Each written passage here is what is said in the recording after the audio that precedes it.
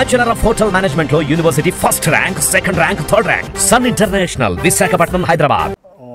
స్పీకర్ని అయ్యన్న పాత్రుడిని ఏకగ్రీవంగా ఎన్నుకుని స్పీకర్ స్థానంలో కూర్చోబెట్టేటప్పుడు సాంప్రదాయం ప్రతిపక్ష హోదా వచ్చిందా రాలేదా పక్కన పెడితే మామూలుగా ప్రతిపక్ష నాయకుడు అని అనుకుందాం కాసేపు. జగన్మోహన్ రెడ్డి ఆ చైర్ని గౌరవించడానికి ముఖ్యమంత్రితో పాటు జగన్మోహన్ రెడ్డి ఇంకా వేరే పార్టీలతో ఎవరైనా గెలిచినా లేదు ఇండిపెండెంట్గా గెలిచినా వాళ్ళ అందరి సమక్షంలో స్పీకర్ నా స్థానంలో కూర్చోబెట్టే వరకు అందరివాడు అనేది గౌరవించలేదు ఒక సాంప్రదాయం. కానీ ఆ రోజు స్పీకర్ అయ్యన్న పాత్రుడిని ఆ సీట్లో కూర్చోబెట్టే సాంప్రదాయాన్ని గౌరవించకుండా నాకు అవసరం లేదని చెప్పేసి వెళ్ళిపోయిన జగన్మోహన్ రెడ్డి నిన్న రెస్పెక్ట్ కావాలి నాకు అని చెప్పేసి ఆ రెస్పెక్ట్ కోసం హైకోర్టుకి వెళ్ళారు. ప్రతిపక్ష హోదా నాకు ఇవ్వాల్సిందే అని. దాన్ని ఎలా చూడాలి? అదేనండి, ఇప్పుడు అసలు హైకోర్టుకి వెళ్ళిన ముఖ్యమంత్రులు, హైకోర్టుకి వెళ్ళిన ఎమ్మెల్యేలు ఎవరన్నా ఉంటారా? నీకు ప్రతిపక్ష హోదా అంటే ఎవరికైనా తెలుసు, మెంబర్లో 10% వస్తే ప్రతిపక్ష హోదా ఇస్తారని చెప్పి అందరికీ తెలుసు. నువ్వు ఆ హోదా నీకు హోదా ఇవ్వనంత కాదు. నువ్వు ఫస్ట్ రోజు వచ్చినప్పుడే అసెంబ్లీలో ఇవాళ చంద్రబాబు గారు నీ కారు ఎక్కడ పెట్టాలో కూడా చెప్పారు. ఆయన అగౌరపరచొద్దు, ఆయన ఎక్కడ పెట్టుకుంటాడు, ప్రతిపక్షంలో ఎక్కడ పెడతారో అక్కడే పెట్టనివ్వండి ఆయన వెహికల్, మీరు ఆయన డిస్టర్బ్ చేయొద్దని చెప్పి అందరికీ చెప్పాడు. ఆ మాట నీకు ఇలువ, నువ్వు ఉంచుకోలే ఇలువ. వాళ్ళు నిన్ను ఇలువగానే చూడాలని చూశారు. ఆయన ఒక కొడుకుగానే చూశాడు నిన్నైతే. రాజశేఖర్ రెడ్డి మంచి ఫ్రెండ్ ఆయనకి. ఆ రాజకీయం నీ దగ్గర లేదు, నీ అయ్యి రాజకీయం కాతి కూడా లేదు నీ దగ్గర.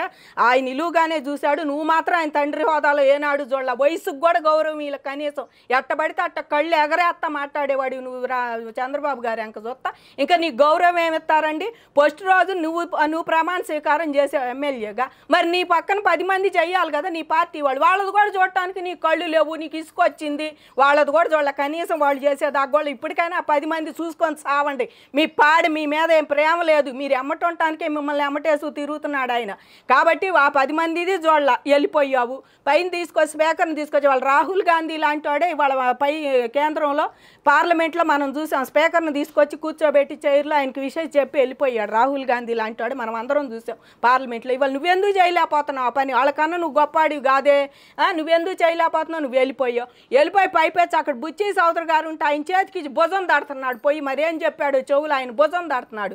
నీ వయస్సు, నీకు అసలు గౌరవ మర్యాదలు ఏమన్నా తెలుసా? జగన్మోహన్ రెడ్డి అహంకారం, గౌరవం కాదు మర్యాద కాదు, ఎంతసేపటికి అహంకారం. అసలు నిలువెత్త అహంకారానికి ఎవరన్నా ఉండాడంటే ఆడు జగన్మోహన్ రెడ్డి అనాలి మనం. అంత అహంకారంతో జుట్లు బీక్కోవటం మీడియా ముందు ముఖ్యమంత్రిగా ఉన్నప్పుడు కూడా ఎట్టబడితే అట్ట మాట్లాడటం. ఇప్పటికైనా నీకు ప్రతిపక్ష హోదా ఇవ్వద్దనే చెబుతామండి మేమైతే. ఆంధ్రప్రదేశ్ ప్రజలైతే నీకైతే ఈ 11 సీట్లు ఇచ్చిన వాళ్ళు ఏమో కానీ అందరం ఒక దండం పెడుతున్నాం. అయ్యా అసలు నువ్వు అసెంబ్లీకి రాపోయిన పేడ ఎరగడైపోద్ది, నువ్వు ఇంట్లో జావు మెదలకొండ అనే చెబుతాం మేమైతే. నువ్వు వచ్చిన కాడి నుంచి రగడ. నేను ఒకటి చెబుతాడు ప్రకాశం జిల్లా ఆయన అన్నా క్యాంటీన్ల మీద ఏదో చెబుతున్నాడు. వాడికి ఏమన్నా సిగ్గుంటే వెనక కూర్చొని అయ్యా ప్రకాశం జిల్లాకు మాకేదో పేపర్ వచ్చింది ఒకటి 2,500 కోట్లు పెట్టుబడి చంద్రబాబు మీరు అప్పుడు పోయినసారి, ఇప్పుడు అదేదో వచ్చాడు చూడయ్యా మా జిల్లాకు అతి బాగుపడింది, మా పనులు దొరికితే ఆ మధ్యలో వాళ్ళకని చెప్పి అట్ట రిక్వెస్ట్ చేసి వెనక కూర్చొని సావండి మీ పాడి కట్టుకోండి. అంతేగాని మైకు దొరికింది కదా అని ఒకడేమో తెల్ల పేపర్ విడుదల చేయండి మీరని. అసలు వచ్చి నెలగాతలకే ఇష్టం వచ్చినట్టు నోటికి వచ్చినట్టు మాట్లాడుతున్నారు. మీ 10 మంది కూడా గమనించి ఇప్పటికైనా రాష్ట్రం అభివృద్ధికి చెయ్యేస్తే మీరు కూడా ఉండాలని పర్సన్స్ అని గుర్తుపెట్టుకుంటారు. అసలు మీరు ఎవరో కూడా తెలియట్లేదు జనానికి. ఆ 10 మంది గెలిచిన వాళ్ళు కూడా పెద్దగా ఆ సీనియర్ పెద్దిరెడ్డి తప్పితే మిగిలిన వాళ్ళు ఎవరో కూడా తెలియట్లేదు ఎవరికి కూడా. ఆయన పేర్లు కూడా తెలియట్లేదు అయ్యా మాకు.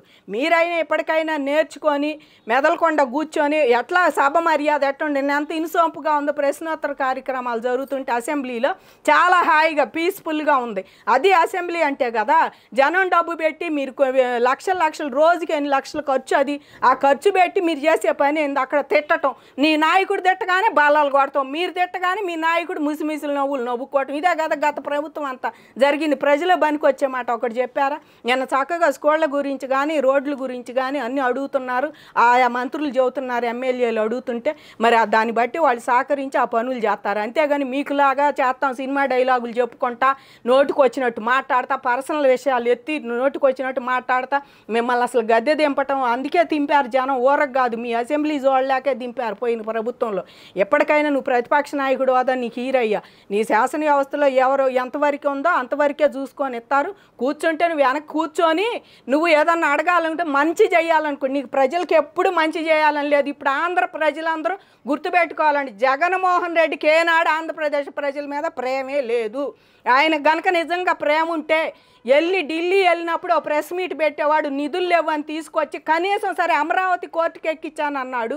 ఇప్పుడైనా కోర్టులోనే ఉంది అమరావతి, ఏమన్నా బయట ఉందా? ఇప్పుడైనా సుప్రీంకోర్టులోనే ఉంది అమరావతి. మరి అమరావతికి నిధులు ఇస్తున్నావంటే తీసుకొచ్చి వీటన్నిటిని బాగు చేస్తున్నారు కదా, నువ్వెందుకు చేయలేకపోయావు ఆ పని? ఇప్పుడు గవర్నమెంట్ ఆఫీసులు అవన్నీ ఉండే, వాటిని ఏదో రకంగా వాడుకోవచ్చు కదా. అవి బాగు చేసి నువ్వు రాజధాని నీకు ఇష్టం లేదు, ఇష్టం లేకపోయినా అవన్నీ బాగు చేసి ఏదో రకంగా గవర్నమెంట్ ఆఫీసులో లేకపోతే ఎవరికైనా రెంట్లకి ఇయటమో ఏయోటి పెట్టుకునేవాళ్ళు కదా, నువ్వు అదెందుకు చేయలేకపోయావు? కాబట్టి ఆయనకు అసలు ఆంధ్రప్రదేశ్ ప్రజల మీదే ఇష్టం లేదు, ఇన్కమ్ దాటం అసలు ఇష్టం లేదు.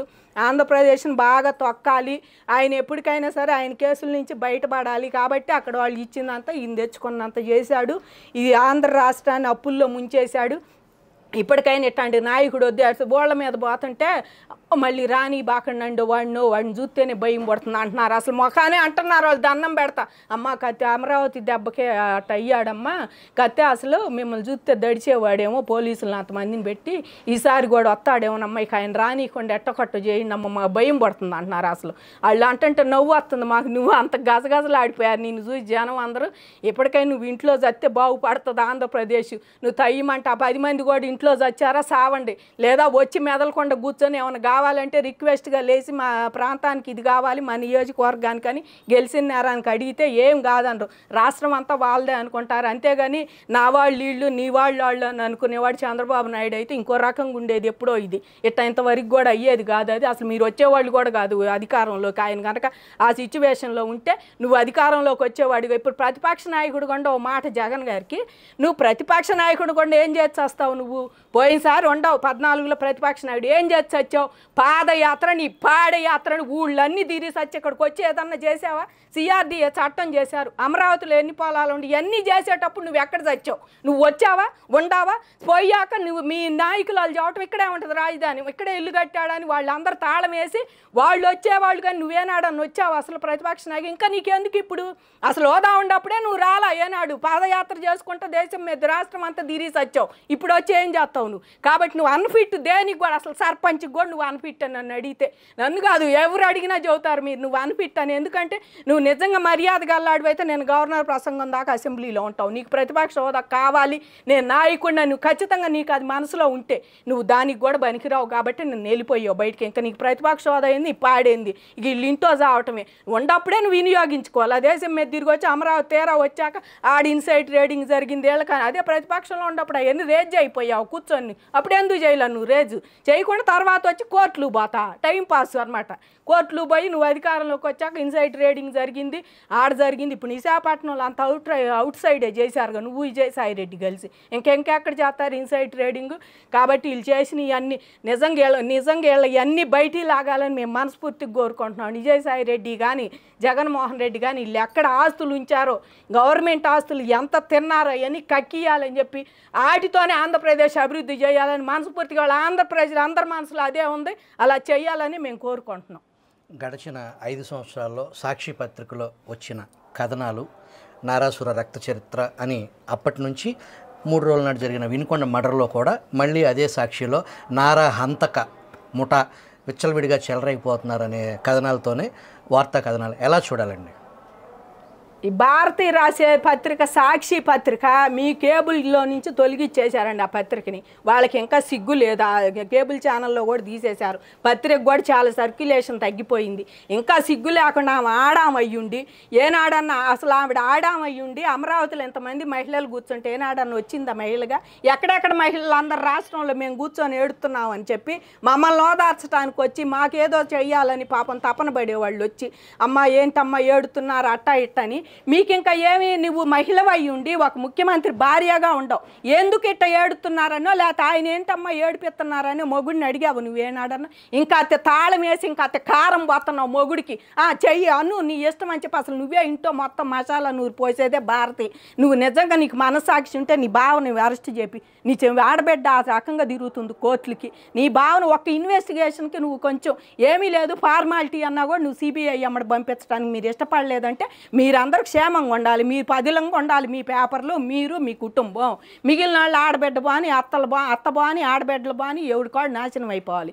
ఈ రకంగా భారతి అన్ని రకంగా సాక్షి పేపర్లో పిచ్చి పిచ్చి తిట్లు తిట్టి పిచ్చి కథలు రాస్తుంది. కాబట్టి భారతీయుని ఒకటే చెప్పాలండి, నువ్వు ఆడదానిగా నిజంగా ఏనాడన్నా ఒక మహిళకి న్యాయం చేయాల. నువ్వు ఆంధ్రప్రదేశ్లో నీ మొగుడు పత్రికలు, నీ మొగుడు ఛానళ్ళు, నువ్వు అధికారంలో ఉండగా కూడా నీ మొగుడిదే రాసుకున్నావు. ఇప్పుడు ప్రతిపక్షంలో ఉండా కూడా నీ మొగుడిదే. పొద్దుగూకులు మీ భజనే మీకోసమే పెట్టుకున్నారు. రాజశేఖర రెడ్డి గారు ఉన్నప్పుడు కూడా అది పెట్టింది మీకోసమే. మీరందరూ రాసుకోవటానికి, మీరు పూసుకోవటానికి అది రాసుకొని పెట్టుకున్నారు. కానీ ఏనాడు మీరు ప్రతిపక్షంగా ఉండి ప్రతిపక్షం మాటలు, అధికార పక్షంలో అధికారంగా ఉందామని చెప్పి ఆ పత్రిక ఏనాడు నడపలేదు. ఎప్పటికైనా అసలు అది సాక్షి ఛానల్ మూతే బాగుండు అనుకుంటున్నాం మేమైతే. అది పత్రిక కానీ ఇది, ఎందుకంటే మీరు అసలు మీ గొంతే ఒకటి. ఇంకా మీకు ఛానల్స్ ఎందుకమ్మా? మొగుడు బజార్ని బడి అసెంబ్లీ దాకా తైతక్కలాడుతున్నాడు, ఢిల్లీ దా పోతాను అంటున్నాడు, రాష్ట్రానికి ఒక ఇల్లు కట్టాడు. ఇంకా మీకు ఛానల్ ఎందుకు, మీ పాడేందుకు? నువ్వు కూడా నిజంగానే మనస్సాక్షి ఉంటే అవినాష్ రెడ్డిని అరెస్ట్ చేపిండి. ఎందుకంటే మా నాన్న చంపింది మా అన్నయ్యనని చెప్పేసి ఆవిడ గొంతు జించుకొని అరుతుంది సునీత. అయినా కూడా మీరు పట్టించుకున్నాడు. సుప్రీంకోర్టు దాకా లాగదీసి ఎంపీగా మళ్ళీ పోటీ చేపించి అక్కడ ఎంపీగా నిలబెట్టారు. మీరు ఏ రకం వాళ్ళు అనుకోవాలి? అసలు మీకు మనస్సాక్షి ఉందా? కాబట్టి భారతీయ ఇంట్లో బాగా నూరి పోసి పంపిద్దండి జగన్ని. ఎవరు పంపక్కర్లా ఆయన్ని. భారతీయ ఇంట్లో నూరి పోసి పంపి ఆ సాక్షి టీవీకి మసాలాలు అందిమని బాగా చెప్పుద్ది అనమాట. ఎంతసేపు చంద్రబాబుని తిట్టండి, లోకేష్ని తిట్టండి, తెలుగుదేశం వాళ్ళని తిట్టండి, ఇదే పని. మరి వైసీపీ వాళ్ళు చేసిన అరాచకాలు ఏమో కనపడతల్లా. లేళ్ళు అప్పిరెడ్డిని వాళ్ళ శాసనమండలికి ప్రతిపక్ష నాయకుడిగా చేశాడు. 2 హత్యలు ఉన్నాయి ఆయన మీద. అంటే మీ అమ్మటుండేది హంతకులు, రౌడీ షీటర్లు, స్మగ్లింగ్లు, ఎర్రచందనం స్మగ్లర్లు, ఇలాంటి వాళ్ళు తప్పితే పేకల సీమలో పేకలు కోసిన సునీత, ఇట్లాంటి వాళ్ళు తప్పితే మీకు రెండో వాళ్ళు దొరకరా? మీకు ఎవరు దొరకరు. దేని తగ్గవాళ్ళు దానికే అన్నట్టు.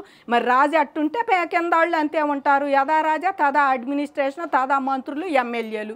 మీరు ఆయన ఎట్టుండాడో కింద నుంచున్న వాళ్ళు కూడా, ఆయన పక్కన వాళ్ళు కూడా అంతే ఉండారు. ఇవాళ ఇంకా మీరు ప్రజాస్వామ్యాన్ని గెలిపించమని నీ మొగుడు ఢిల్లీ పోతున్నాడంటేనమ్మా, నువ్వు సాక్షి పేపర్లో ఏమి రాస్తున్నావు ఏమో తెలియదు. కానీ ఎప్పటికైనా పక్క రాష్ట్ర ముఖ్యమంత్రిని తిడతంటే అదేంటి అన్న మాట లేదు మీకు. ఒకడు వచ్చి మీ ఛానల్లో కూర్చొని పక్క రాష్ట్ర ముఖ్యమంత్రిని తిడతాడు. వాడికేం పని పక్క రాష్ట్రంలో ముఖ్యమంత్రితోటి? ఇక్కడ ముఖ్యమంత్రి ఏం చేస్తున్నాడో చెప్పమను వాడిని. ఆ యదవని ఇక్కడ ముఖ్యమంత్రిని ఏం చేస్తున్నాడు చెప్పమను. వాడు పిచ్చి తిట్లు పక్క రాష్ట్రంలో ఆ బాయి ఈ బాయి ఉంది, జొమాటో బాయి, డెలివరీ బాయ్ అని పక్క రాష్ట్రంలో ముఖ్యమంత్రిని తిడుతుంటే మాట్లాడాల. మీ ఛానళ్ళల్లా మీకు ఇష్టం లేని వాళ్ళ తిట్టెచ్చటానికే మీరు పెట్టుకున్నారు. మీకు ప్రతిపక్షంగా మీరు ఎవరినైనా అంటే వాళ్ళ మీద 100 తిడుతున్నారు. రామోజీరావుని తిట్టారు. మానసికంగా ఆయన చావుకు అసలు మీరే కారణం అయ్యారు. లేకపోతే ఇంకా 10 ఏళ్ళు ఆయన బతికేవాడేనే. మానసికంగా ఆయన సాగు కొట్టారు. లాస్ట్ సీన్లో సాక్షి మీద, ఆయన మీద మార్గదర్శి మీద వేసి వాళ్ళ నెగదోలి చేసిందే మీరు. సాక్షి పేపర్ అంతా అదే రాసేవాళ్ళు. ఎప్పటికప్పటికే మీరు ఈనాడు అంత సర్క్యులేట్ అయితే మీరు చేరుకోలేరు. కానీ పేపర్ కూడా ఇంట్లో మూసుకొని కూర్చుంటే బాగుంటుంది అనుకుంటున్నాడు. ఒక యువరానికి పట్టం కట్టాలని ఋషికొండంత బోడిగుండి చేసి నీకు ఒక ప్యాలెస్ కట్టాడు నీ మొగుడు. ఉండటానికి కూడా లేదు. మరి దేవుడికే తెలియాలి మరి అన్నీ. నీ మొగుడు చెప్పినట్టు అంతా దేవుడికే తెలిసిద్ది. మీరు కూడా నిజంగా ఎంత చేసిన వాళ్ళు వీళ్ళు ఎట్లాంటి సాగు చేస్తారో. కానీ రాష్ట్రంలో ఇంత మెయిన్ పదవుల్లో ఉండి మీరు మెయిన్గా ఉండి మా ఛానల్ కానీ ఒక పత్రికను నడుపుతా కూడా మరీ ఎన్ని తప్పులు ఇంత రాస్తేనమ్మా అది జనం కూడా మెచ్చరు. దాన్ని పక్కకు నెట్టి పారేస్తారు. పొట్లాలు కట్టుకోవటానికి తప్పితే మీ పేపర్ దేనికి కొంటలేదు. అది ఒకటి గుర్తుపెట్టుకోవాలి మీరు.